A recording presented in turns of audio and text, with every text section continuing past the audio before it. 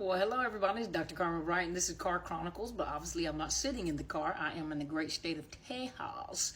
So by the time you get the video, I'm probably already back home. So I'm doing some pre-videos so I don't have to do as much recording so I can make sure I can still get content to you guys. But let's talk about what we're going to talk about. You guys ready? Well, let's do it. One of the narcissist's biggest tools is causing you to react versus allowing you to respond. There we go. Reaction versus response. And the greatest tool are actually the words. Okay, I said that backwards. The words. Words are used as tools, the greatest tools to cause you to react or respond. And you have power. You have the power. But when you are not healed, totally healed yet, you will react instead of respond. When you react, you're feeding the narcissist and you're making the narcissist stronger, because a narcissist needs a reaction from their victims or survivors, but they need a reaction in order to fuel themselves. It's like pumping gas into a narcissist. They have to get that reaction to make themselves feel strong, feel empowered. And the more you react, the more empowered they feel, the stronger they feel. And on top of that, the more they know what to do to make you react. Your emotional reaction is narcissist supply. Not supply, fuel. Your reaction is narcissist fuel. So every time you react without stopping and thinking before you do it so that you can give a response, every time you react, you're fueling that narcissist because it is narcissist fuel. People are always going to try to push you buttons. So it's not just all narcissists. Of course, narcissists are the biggest, predators and the people that we talk about the most. But people have a tendency to try to push buttons. Kids do too. Kids have a tendency to push buttons on purpose because they want power. They want control. And so the best way, when a mother or father loses control and starts yelling and stumping their feet and flaring their arms, well, the child has just been empowered. A narcissist is the exact same way. That is a life skill that you have to learn. That's a part of gray rocking, to take out all the emotions. That is a form of gray rocking, is not to react, is to respond. And to respond, there we go. To respond is to take the power away from the narcissist and empower yourself. It's called self-control, temperance, something that you have to learn. You've been in a situationship with a narcissist long enough, guess what? They've caused you to react all the time. And even now, they still can cause you to react because they know they either want positive or negative reactions. And they take it anyway, positive or negative fuel to get positive or negative reaction. They'll take either one, because it makes them feel strong. It makes them feel empowered. It makes them feel like they have power and control over you still. There are people, to include the narcissists, that do little things and say little things in order to get a reaction from you, right? And then they play it off and make it look very innocent. Well, I didn't know that was going to hurt you. Oh, I didn't know, I was just saying. Well, I didn't know you were that sensitive.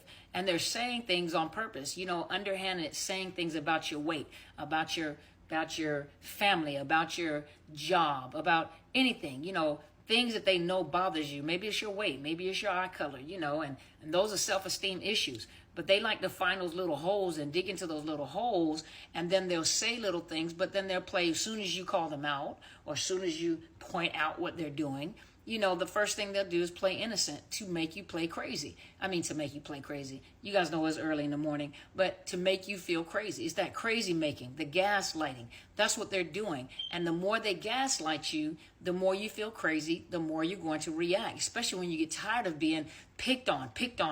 Then you feel like a little kid when you address it. They have a habit of focusing on the reaction instead of what they did to get the reaction. So they're abusing you, or they're nitpicking, or they're poking the bear. And then when you finally lose it and you react, they play innocent, like, what is wrong with you? And their whole focus shifts on, I don't like the way you talk to me. And you're like, I'm tired of you doing this to me. You do this all the time. They're like, you need to calm down.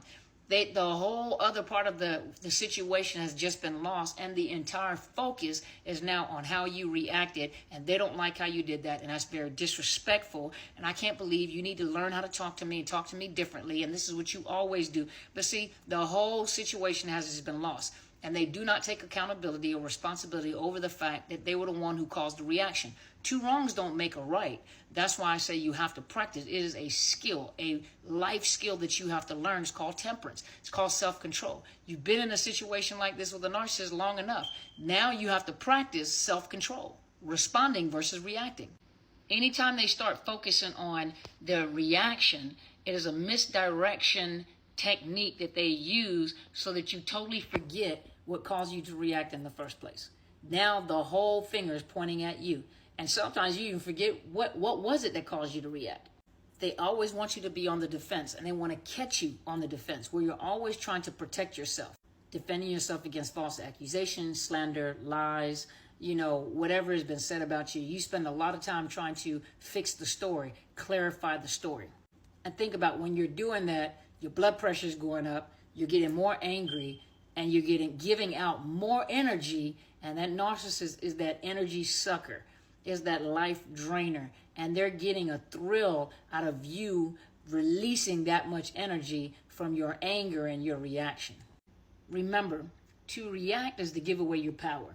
You've worked too hard to get to this point. Never give away your power to a person that doesn't deserve it. It's better to be quiet and observant and get your thoughts together to say something than to just blurt something out that's in the top of your head. People say something, and the first thing you want to say, first of all, instead of that, try being quiet. When you're quiet, first of all, in your head, but when you're quiet, a narcissist, it gets agitated and they up the antics to try to force you, because some of them know you, but they try to up the antics to try to get that reaction. And when you are real mellow and you're quiet and you're thinking, because see, while they're doing that, you have an opportunity to think. But don't blurt the first thing that comes in your mind, because the first thing that comes in your mind is like, oh, to slap you in the mouth. Some of you guys might be laughing, but that's how you think. That you need to calm yourself down. Okay, excuse me for just a minute. Or you don't say anything at all and let them talk. And you have to gather yourself, because you don't have to. Let me take that back. You don't have to respond. You don't have to give a response to everything that they do. Everything does not require a response, nor does everything require a reaction. You don't want to react.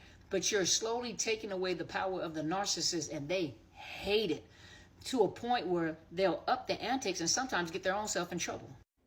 There are 3 parts to the narcissist reaction trap. It is provocation, which is to be provoked, reaction, and solution. What happens? You're provoked, right? You react, right? And then the solution becomes focusing on your reaction. Make you look crazy in front of people and keep talking about how you reacted, what you did, how you fought back. That's why a lot of times when you're watching like social media and you see people in the reactive state, the question should be asked is, what happened prior to this part being broadcasted? And a lot of you find out that this is what happened prior to them recording. See, a lot of predators, a lot of abusers are now getting caught up, because at one point in time, that is what was shown, and that is what got the other person in trouble. Or that's what got everyone talking about this person losing their mind, going crazy. Then people started getting smart. No, you need to tell them what was going on prior to you recording. Because that's what abusers do to a lot of domestic violence victims. When they're in the home, they'll start recording the reaction part, but they never show you the provocation part. Another part of that solution is for them to manipulate you and blame shift to get you to apologize for your reaction. Totally forget and dismiss what they did, but their solution is that you should now apologize for your reaction.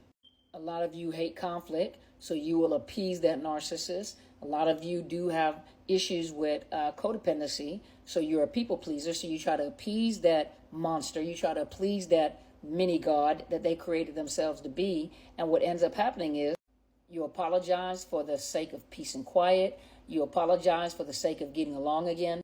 You may even start thinking that something is wrong with you, like they said. And all the solutions are them focused, not you focused. Them focused, selfish, all about them.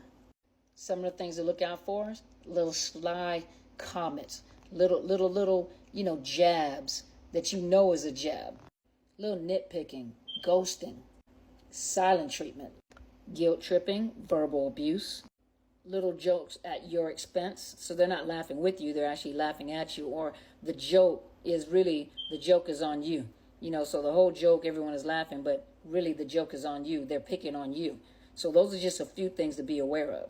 And remember, when you dig your heels in and keep your ground, stand your ground, and you decide not to react, and you stop and won't respond whatsoever, just be prepared. They're going to escalate it. They're going to escalate the antics. They're going to make it worse before they stop.